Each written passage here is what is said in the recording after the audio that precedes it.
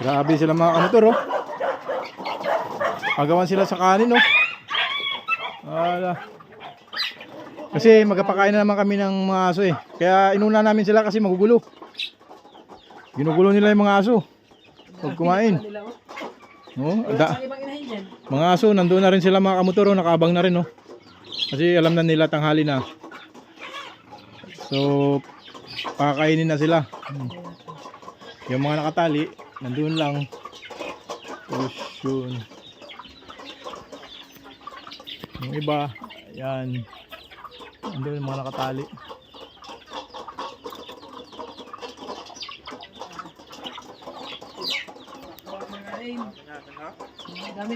Ito.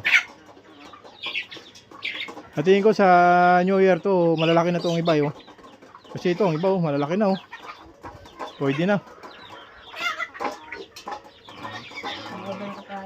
Ayun, oh, mas malalaki na yun. Ando sa labas. Pero hindi pwede. Mga alaga natin yan. Pakainin natin ng maayos yan. Nagbabantay sa bahayan. Kaya yung mga taong sumasakit sa mga aso, ibig sabihin, alam na yan.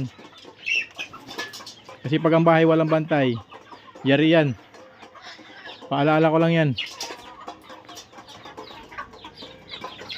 Ikaw, Soy, oh, ba't hindi mo pakainin yan? Ay, kay Blanca pala yan. Ito ang hindi kumakain ang hindi niya pagkain, oh. Yung nasarap niya na, hindi niya paggalawin, oh. Oh, ito, may kumakain dito, tamad. Yan, oh. Tamad kumain yan, ganyan talaga pag kumain nakahiga. Grabe, magugulo na talaga yan, oh. Okay, pakain na tayo pagkatapos ng mga manok.